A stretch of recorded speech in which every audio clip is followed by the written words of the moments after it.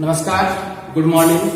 मैं Manish Kumar, fitter instructor, Manorama group of education YouTube channel में आपका स्वागत है। हम लोग फिटर ट्रेड से चैप्टर 4 पढ़ रहे थे, मेजरमेंट एंड मेजरिंग टूल्स। उसमें हम लोग एक पार्ट पढ़ चुके हैं। सेकेंड पार्ट में चैप्टर 2 में आप स्टील रूल क्या है, स्टील रूल से कैसे माप लेते हैं, स्टील रूल कितने प्रकार के होते हैं, स्टील रूल क्या चीज का बना होता है, किस मटेरियल का बना होता है, उसके बारे में हम लोग आज जानेंगे और इसका सावधानी भी जानेंगे। जैसे देखिए यहाँ पे दिया गया है इंट्रोडक्शन। स्टील रूल एक प्रकार का, देखिए स्टील रूल एक प्रकार का औजार है जिसका प्रयोग कार्यशाला में किसी जॉब की मापों की माप लेने या माप को चेक करने के लिए किया जाता है।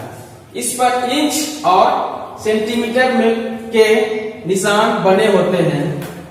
प्रत्येक इंच को 1/2, 1/4, 1/8, 1/16, 1/64 बराबर भागों में विभक्त किया जाता है और प्रत्येक सेंटीमीटर को 1 mm या 0.5 mm में विभक्त किया रहता है।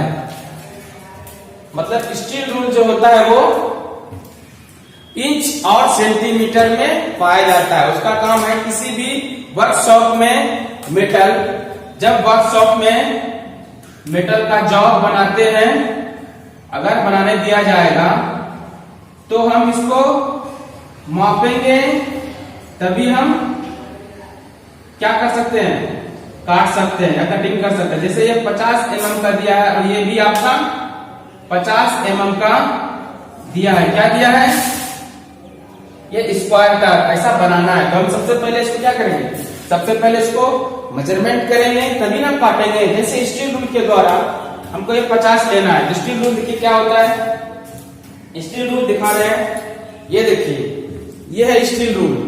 स्टील रूल इधर से mm मतलब सेंटीमीटर में से निशान होता है mm में, और इधर इंच में, इधर आपका इंच में आपका निशान पाया जाता है।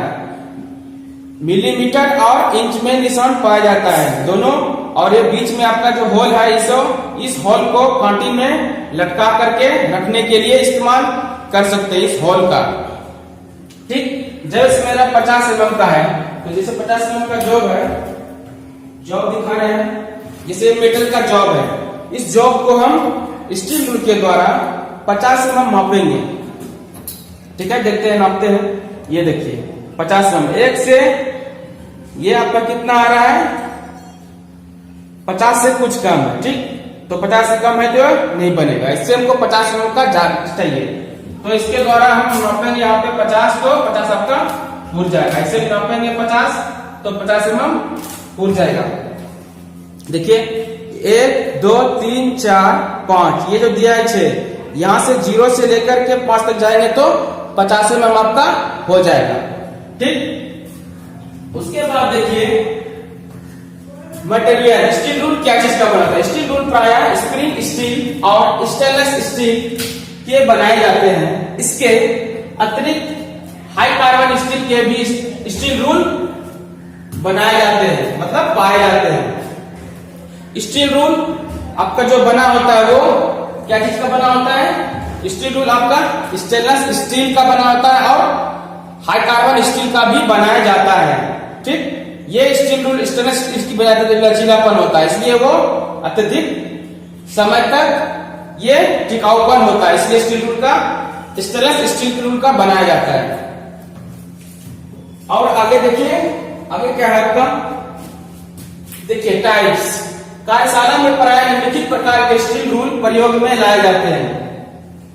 वर्कशॉप में स्टील रूल विभिन्न प्रकार के प्रयोग लाए जाते हैं। जैसे डिफरेंस में है standard steel rule, flexible steel rule, 3 number में क्या है, नैरो स्टील रूल, और 4 नंबर में हुक रूल।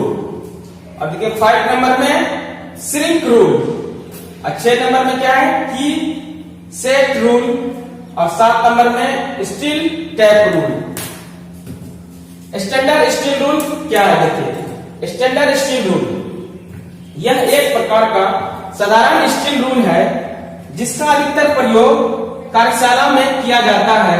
इस पर इंच और सेंटीमीटर में निशान अंकित रहते हैं। इस स्टील रूल के द्वारा कम से कम 1/64 इंच या 0.5 mm तक माप ली जाती है। ये जो स्टील रूल है आपका अभी जो लिखा है स्टील रूल में यहाँ पे mm में होता है, इधर इंच में होता है। तो इसका जो लिस्ट काउंट होता है, लिस्ट काउंट कितना होता है? लिस्ट काउंट mm में कितना होता है? 0.5 mm। और इंच में कितना होता है? सबसे कम माप ले सकते हैं 1/64 का, ठीक, 1/64 सबसे कम माप ले सकते हैं। इंच में पूछेंगे तो बोलेंगे 1/64 और मिलीमीटर में बोलेंगे तो 0.5 mm। लिस्ट काउंट सबसे न्यूनतम माप को हम लिस्ट काउंट करते हैं, ठीक। अब देखिए flexible steel rule. Flexible steel rule क्या होता है? वो लचीलापन स्टील रूल होता है। लचीलापन स्टील रूल होता है जिसके कारण से टेढ़े मेढ़े जॉब को मापा जा सकता है। उसके बाद देखिए क्या है आपका नैरो रूल। नैरो रूल क्या होता है? नैरो रूल स्टील रूल के तुलना में वो उसका जो मोटाई क्या होता है? वो पतला होता है। स्टील रूल की तुलना में वो क्या होता है? वो मोटाई पतला में पाया जाता है, इसलिए इसको नैरो स्टील रूल कहा जाता है, ठीक। यहाँ पे इसमें रॉड इसलिए बनाया जाता है ताकि वो कील के द्वारा इसको लटकाकर आप रख सकते हैं। उसके बाद देखिए हुक रूल। हुक रूल क्या होता है? हुक रूल, अगर मेरा जॉब इस प्रकार से बनाया गया है तो हम इसमें एक हुक रूल स्टील रूल के द्वारा इसको माप सकते हैं, मतलब यहां से कितना दूरी है, ठीक। तो हुक रूल इससे इस तरह से इसको माप सकते हैं। उसके बाद देखिए श्रिंक रूल। श्रिंक रूल भी क्या होता है? श्रिंक रूल का इस्तेमाल भी किसी भी जॉब का जो ये देखिए इंच, ये इंच में दिया गया है ना, इंच में दिया गया वो इंच का जो डायमेंशन दिया रहता है वो बड़ा रहता है, इसलिए इसको श्रिंक रूल कहते हैं। उसके बाद देखिए की सेट रूल। की सेट रूल का उपयोग किसी कर्व जगह का अगर मेजरमेंट करना है तो हम की सेट रूल का इस्तेमाल कर सकते हैं, ठीक। अब देखिए steel tap rule. Steel tap rule कैसा होता है? स्टील रूल टैप रूल देखेंगे आप लोग देखे होंगे कि जो छड़ मिस्त्री का होता है वो गोल टाइप का डिब्बा रखता है, उसमें बहुत सारा बना होता है, तो ये इस प्रकार से निकला हुआ रहता है। यहां से जब निकालिएगा इसका टेढ़ा रहता है, तो टेप मतलब गोल आकार में बना होता है टेप, उसमें मतलब निशान बना रहता है। इसके द्वारा हम टेढ़े मेढ़े जॉब का हम मेजरमेंट आसानी से कर सकते हैं। किसके द्वारा? स्टील टैप रूल के द्वारा, ठीक। अब देखिए क्या आता है स्टैंडर्ड स्टील रूल। देखिए ना, देखिए यह एक प्रकार का साधारण स्टील रूल है जिसका अधिकतर प्रयोग कार्यशाला में किया जाता है। इस पर इंच और सेंटीमीटर में निशान अंकित रहते हैं। इस स्टील रूल का अधिकतर के द्वारा कम से कम 1/64 या 0.5 mm तक माप ली जा सकती है, ठीक है, पहले भी हो चुका था। अब देखिए difference between rule and scale, मतलब डिफरेंस बिटवीन रूल और स्केल में अंतर क्या होता है? रूल और स्केल में अंतर क्या होता है? देखिए क्या लिखा गया है। रूल का अधिकतर प्रयोग वर्कशॉप में किसी जॉब की माप लेने और उसे चेक करने के लिए किया जाता है, जबकि स्केल का माप ड्राइंग और रेखाचित्र बनाने के लिए किया जाता है। मतलब देखिए स्टील रूल से किसी भी जॉब का वर्कशॉप में मतलब चेक कर सकते हैं कितना mm है, ठीक, चेक कर सकते हैं। उसके बाद अगर हमको ये देखिए जैसे ये आपका 48 mm आ रहा है, तो हम ये वर्कशॉप में इस तरह से चेक कर सकते हैं। लेकिन अगर हमको ड्राइंग बनाना है, रेखा चित्र बनाना है, तो वहां पे हम स्केल का इस्तेमाल होता है। इसमें यही अंतर है कि स्केल हम लोग मतलब स्टील रूल जो हम लोग वर्कशॉप में उपयोग करते हैं, और स्केल में ड्राइंग।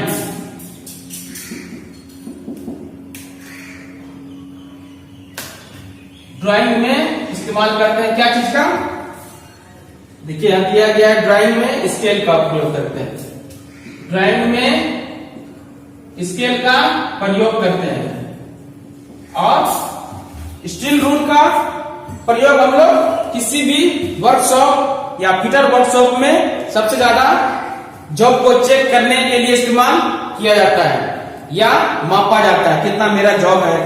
या जैसे 50 mm का था, 50 mm का हम आसानी से चेक कर सकते हैं 10 mm का है, अगर ज्यादा होगा तो समझिए जॉब क्या है, रिजेक्ट हो सकता है। इसलिए स्टील रूल से जॉब को मापा जाता है। अब देखिए क्या है आपका प्रिकॉशन, सावधानी।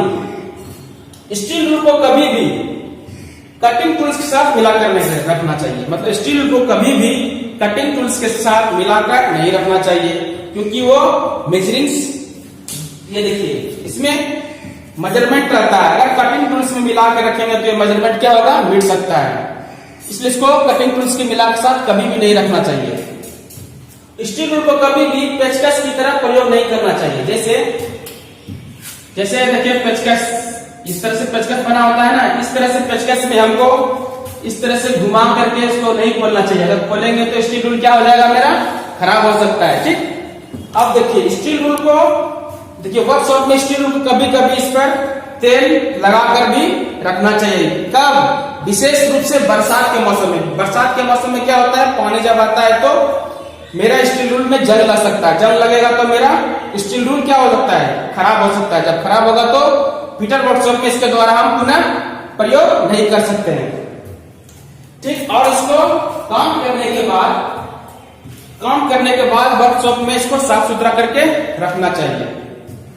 ठीक, और आप लोग ये कहिए कि आप लोग मेहनत करते रहिए और आगे बढ़ते रहिए, हंसते रहिए, मुस्कुराते रहिए, और अपने देश, अपने परिवार का भी नाम रोशन कर सकते हैं मेहनत करके, आगे बढ़ के। थैंक यू, धन्यवाद।